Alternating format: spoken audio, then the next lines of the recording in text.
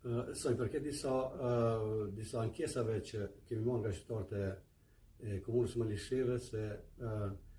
grumbullimi I ujit dhe edhe shtresat e asfaltit, desha që të informoj qytetarët e komunës Malisheve se punimet nuk kanë përfunduar dhe se shtresa e asfaltit janë 2 të cilat janë të parapara me kontratë e që